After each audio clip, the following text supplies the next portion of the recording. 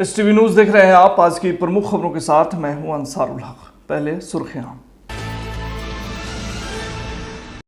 बिहार में एक बार फिर मौसम ने ली करवट। राज्य के अधिकांश जिलों में तेज हवा के साथ बारिश होने और बिजली गिरने से जनजीवन हुआ प्रभावित।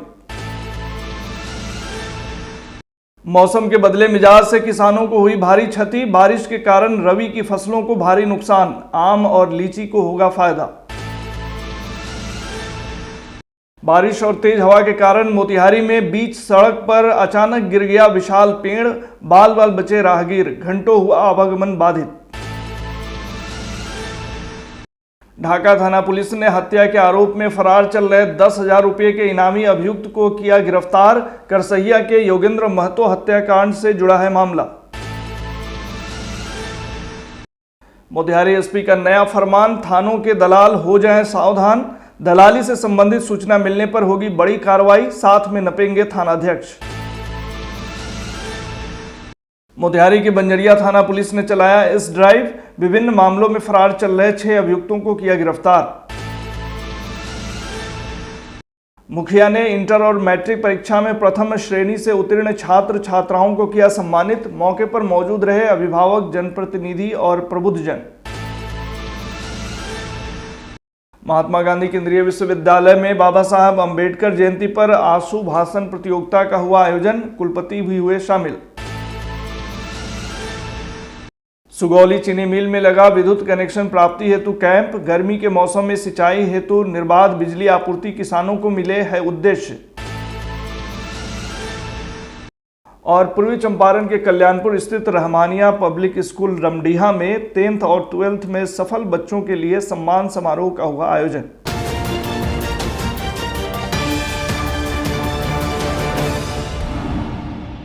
बिहार में एक बार फिर मौसम ने करवट ले ली है। राज्य के अधिकांश जिलों में तेज हवा के साथ बारिश होने और बिजली गिरने से जनजीवन प्रभावित हुआ है।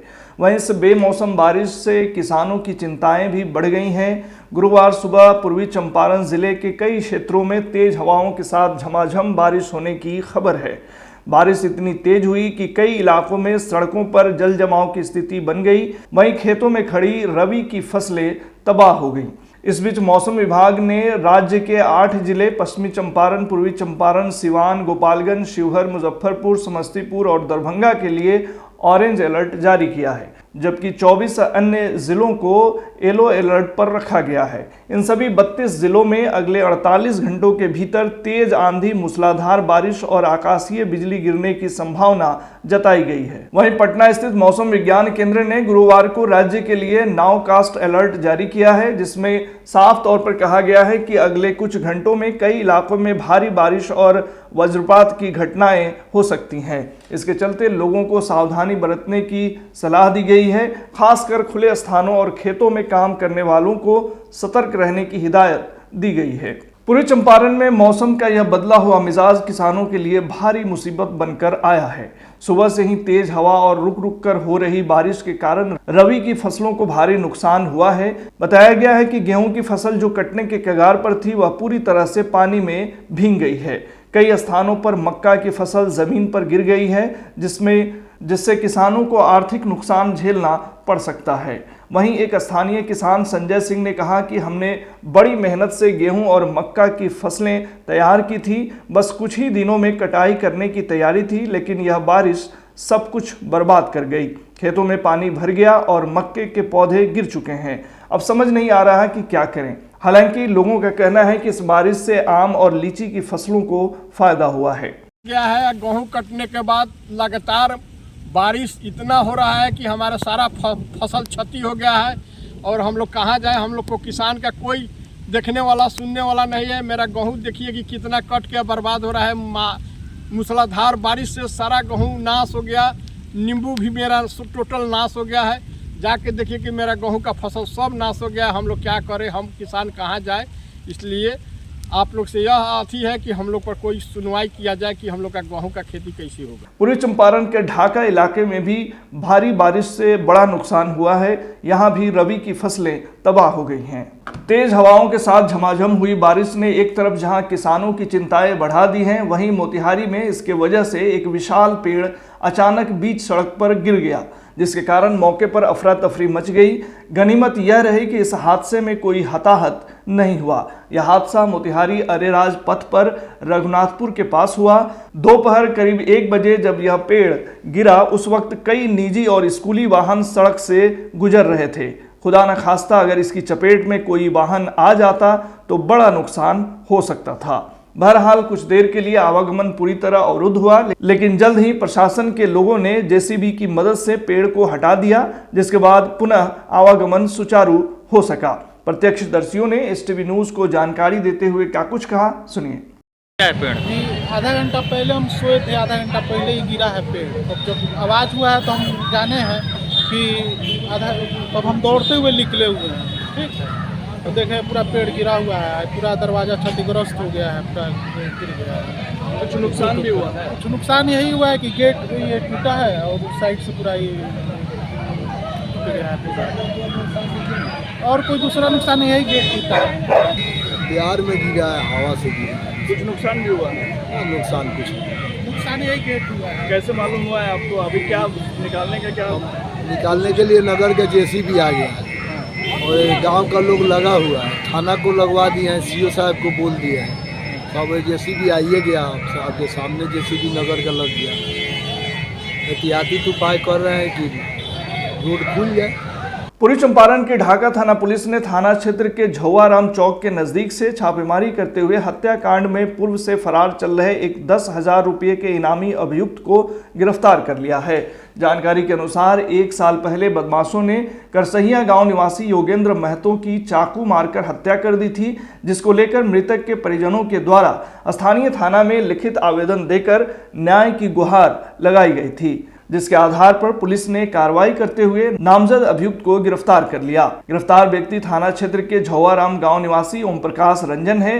पुलिस ने गिरफ्तार व्यक्ति से पूछताछ के बाद उसे न्यायिक हिरासत में भेज दिया है। जिले में बढ़ते अपराध पर नियंत्रण एवं कानून व्यवस्था को सुदृढ़ बनाए रखने के उद्देश्य से मोतिहारी पुलिस अधीक्षक स्वर्ण प्रभात की अध्यक्षता में मासिक अपराध गोष्ठी का आयोजन किया गया। इस गोष्ठी में जिले के सभी पुलिस पदाधिकारी, सर्किल इंस्पेक्टर, एसडीपीओ एवं थाना अध्यक्ष उपस्थित रहे। बैठक के दौरान एसपी ने सभी अधिकारियों को कड़े और प्रभावी निर्देश जारी किए, जिनका उद्देश्य आम जन में सुरक्षा की भावना पैदा करना और पुलिसिंग को और अधिक जवाबदेह बनाना है। वहीं एसपी स्वर्ण प्रभात ने स्पष्ट रूप से कहा कि अब किसी भी थाना क्षेत्र में आम जनता की शिकायतों को अनसुना नहीं किया जाएगा। थानों में आने वाले हर व्यक्ति की सुनवाई सुनिश्चित की जाएगी। वहीं बैठक में थानों में बढ़ती दलाली की शिकायतों को गंभीरता से लेते हुए एसपी ने कहा कि अब किसी भी थाना परिसर में दलालों की भूमिका बर्दाश्त नहीं की जाएगी। उन्होंने साफ किया कि अगर किसी थाने में दलाली की शिकायत मिलती है तो उस थाना अध्यक्ष के विरुद्ध कड़ी प्रशासनिक कार्रवाई तय होगी। आज क्राइम मीटिंग में सभी थानाध्यक्ष, सर्कल इंस्पेक्टर, एसडीपीओ को कड़ा निर्देश दिया गया है कि जितने भी आम जनता थाने पे आती है या किसी भी पुलिस ऑफिस में आती है तो उनकी समस्याओं को सुना जाए और उनकी समस्याओं का त्वरित निराकरण का प्रयास किया जाए। वैसे थानाध्यक्ष जो जनता की समस्याओं को नहीं सुन रहे हैं, जन सुनवाई नहीं कर रहे हैं या लोगों को थाने से वापस घुमाते रहे, ऐसे थानाध्यक्षों पर कड़ी कार्रवाई की जाएगी और सभी थानों की असेसमेंट किया जा रहा है और उनकी एक रैंकिंग भी निकाली जा रही है कि किस थाने से जो लोग हैं, लोगों की समस्याएं ज़्यादा हो रही है और थाना स्तर पर इन समस्याओं को क्यों नहीं सॉल्व किया जा रहा है, थाना स्तर पर समाधान नहीं होने का क्या कारण है और जन सुनवाई में रुचि नहीं लेने वाले थानाध्यक्षों पर कार्रवाई की जाएगी। साथ ही साथ ये भी निर्देश दिया गया कि थानों में दलालों पर प्रतिबंध लगाया गया है। आम जनता को थानाध्यक्ष से मिलने के लिए किसी को अप्रोच करने की जरूरत नहीं है, वो स्वयं मिले, थानाध्यक्ष को स्वयं अपनी समस्या बताएं और ऐसा पाया जाता है कि अगर किसी थाने में एक प्राइवेट आदमी या कोई दलाल कार्य कर रहा है और थानाध्यक्ष से मिलने के लिए उस दलाल को अप्रोच करना पड़ रहा है तो ऐसे में थानाध्यक्ष और दलाल दोनों पर प्राथमिकी दर्ज किया जाएगा, साथ ही साथ विभागीय कार्रवाई भी की जाएगी। मोतिहारी पुलिस द्वारा अपराध नियंत्रण एवं फरार अपराधियों की गिरफ्तारी के लिए लगातार चलाए जा रहे इस ड्राइव अभियान के तहत एक बार फिर बड़ी सफलता हाथ लगी है। इस कड़ी में बंजरिया थाना क्षेत्र में पुलिस ने विभिन्न कांडों में वांछित 6 अभियुक्तों को गिरफ्तार करने में सफलता हासिल की है। इस अभियान का नेतृत्व एएसआई संजय यादव द्वारा किया गया। उनके साथ एएसआई वरुण कुमार तथा थाने के रिजर्व फोर्स के कर्मियों ने संयुक्त रूप से दबिश दी। गिरफ्तार किए गए सभी आरोपी पूर्व में दर्ज विभिन्न आपराधिक मामलों में फरार चल रहे थे। पुलिस सूत्रों के अनुसार जिन कांडों में इन अभियुक्तों की गिरफ्तारी हुई है वे चोरी, मारपीट, अवैध हथियार का उपयोग एवं शांति भंग करने जैसी गंभीर धाराओं के अंतर्गत दर्ज है। पूर्वी चंपारण जिला अंतर्गत पताही प्रखंड क्षेत्र के पदुमकेर पंचायत की महिला मुखिया निधि कुमारी के द्वारा अपने पैतृक निवास स्थान जरदाहा गांव में सम्मान समारोह का आयोजन किया गया। कार्यक्रम शुरू होने से पहले पताही थानाध्यक्ष विनीत कुमार, पूर्व जिला शिक्षा पदाधिकारी डॉक्टर विमल कुमार ठाकुर और मुखिया निधि कुमारी के द्वारा संयुक्त रूप से फीता काटकर कार्यक्रम की शुरुआत की गई। इस कार्यक्रम के माध्यम से मैट्रिक में बेहतर अंक के साथ प्रथम स्थान प्राप्त करने वाले 27 एवं इंटर परीक्षा में प्रथम स्थान प्राप्त करने वाले लगभग 1 दर्जन छात्र छात्राओं को मेडल और मोमेंटो सहित प्रशस्ति पत्र देकर सम्मानित किया गया। सम्मानित हुए सभी छात्र छात्राओं के चेहरे खिले नजर आए। बहुत अच्छा लग रहा है, सम्मानित बहुत अच्छा लग रहा है। बच्चों को प्रोत्साहित करने के लिए, उनको जीवन में लक्ष्य प्राप्त करने के लिए हम लोग, जैसे उन लोगों ने अच्छा नंबर से पास किया तो उनको सम्मान देके हमको बहुत अच्छा लग रहा है। वो आगे कुछ करे, अच्छा करे, भविष्य अपने माँ बाप का नाम रोशन करे, यही कामना करते हैं उन लोगों के लिए। आगे बहुत जीवन में अपना लक्ष्य चुने, बहुत आगे तक जाए। देखिए, अगर बच्चा कुछ करता है तो उसको अगर आप आगे बढ़ाने के लिए, उसको एक होता है ना कि सफल है बच्चा, तो सफल हुआ है तो उसको प्रोत्साहित करिए। प्रोत्साहित करेगा तो आगे और भी कुछ करेगा।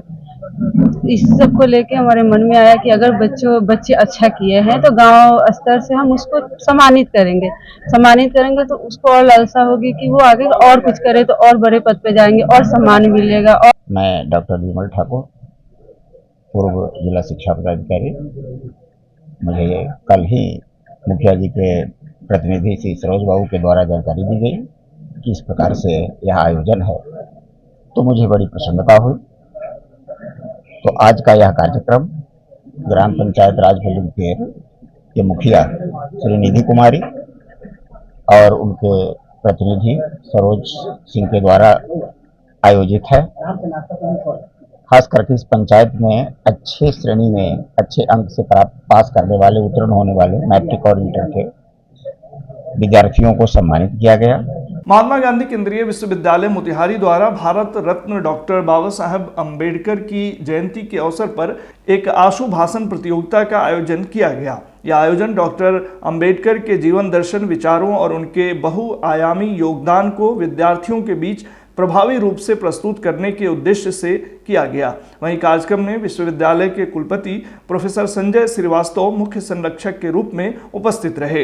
प्रतियोगिता की रूपरेखा डॉक्टर अंबेडकर के सामाजिक, राजनीतिक, आर्थिक एवं सांस्कृतिक विचारों पर आधारित थी। साथ ही समकालीन संदर्भ में उनके विचारों की प्रासंगिकता पर भी विद्यार्थियों को अपने विचार प्रस्तुत करने का अवसर दिया गया।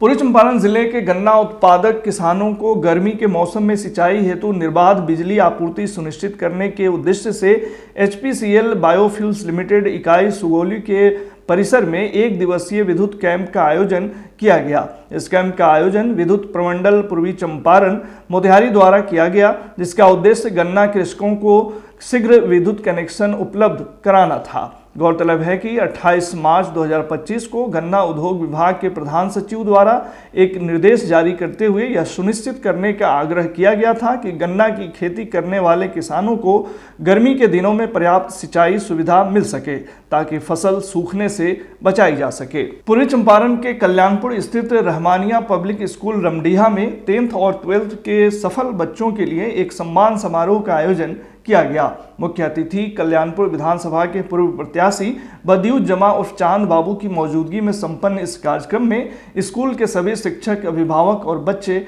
मौजूद रहे। मौके पर चांद बाबू ने परीक्षा में सफल सभी छात्रों एवं उनके अभिभावकों को सम्मानित करते हुए कहा कि शिक्षा सभी के लिए जरूरी है। उन्होंने कहा, जिस तरह हमें जीवित रहने के लिए भोजन जरूरी है, उसी तरह एजुकेशन भी जरूरी है। सभी माँ बाप को चाहिए कि वे एक रोटी कम खाएं, लेकिन अपने बच्चों को स्कूल ज़रूर भेजें। आज के बुलेटिन में फिलहाल इतना ही। तमाम खबरों और डिबेट्स के लिए जुड़े रहिए STV न्यूज़ के साथ।